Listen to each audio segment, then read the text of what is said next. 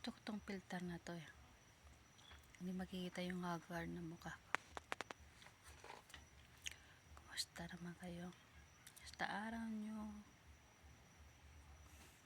Pagod ako ngayon. Mindset muna tayo bago ako maliligo. Mindset ko naman sa inyo ngayon. Namusta nyo na ba ang mga parents nyo? Hindi pa, no? Namusta nyo na? Hindi pa. Minsan, kailangan din natin kamustahin ang mga parents natin. Hindi natin alam kung anong sitwasyon nila, kung nahihirapan sila. Alam ko lahat ng mga parents niya nahihirapan. Kasi ramdam ko rin yun. Kasi isa rin akong isang ina. Nahihirapan. Saka sa mga pasaway ng mga anak dyan, huwag nyo naman awayin mga magulang nyo. Magpasalamat kayo sa kanila dahil nandito kayo sa mundo rin. Nalagaan kayo ng nanay nyo na siyam na buwan. Ilocano na yun. Kung pwede lang mag-Ilocano. Hirap kasi mag-Tagalog.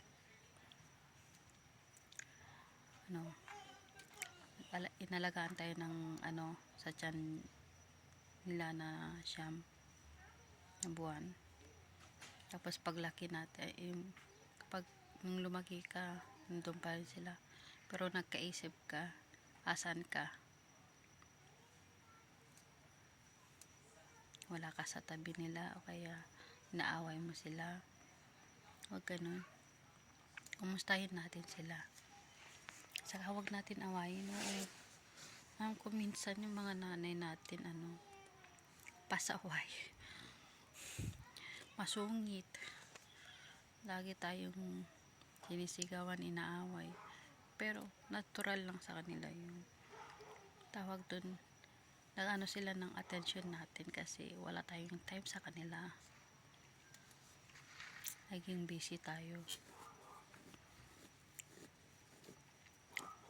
I bet you guys never kinamusta yung mga parents nyo. Katulad ko. Paminsan-minsan lang. Sabi ko, how are you, mother? Yun lang.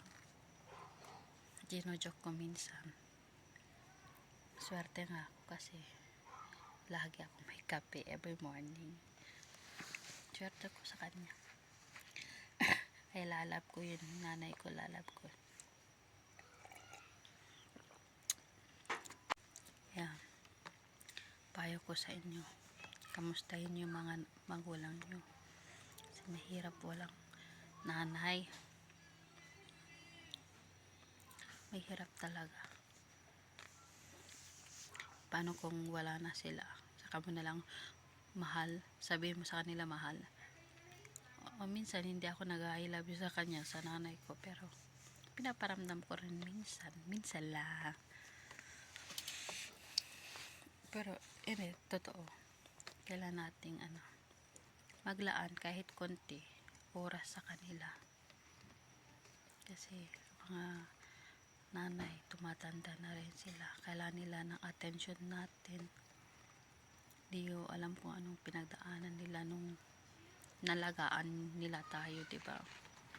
Kung meron naman kayo sama ng loob sa mga parents nyo, patawarin mo sila.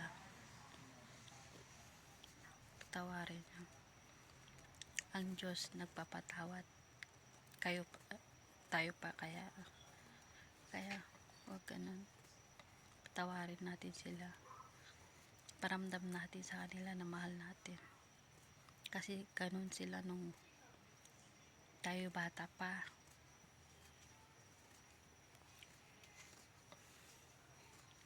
Mahalin natin sila, ha. Pakumustahin natin. Maglaan tayo ng oras. Okay? Mga mare-pare. Huwag yung nagmamatigas ka na o porket malaki ka na wala ka nang pakialam sa parents mo. Huwag ganun. Pakumustahin natin. at least give them time to, diba? Ako noon bata ko, di ko alam. Di ko alam. Pero, ngayon ko lang na-realize, mahirap walang magulang. Sinasabi ko sa inyo, mahirap walang magulang. Na, yung nanay natin, para silang kapatid natin, kaibigan. Pwede kang mingi ng payo sa kanila. Ganyan ang mga magulang. Sarap ng kape. Babay muna. Pagod ako.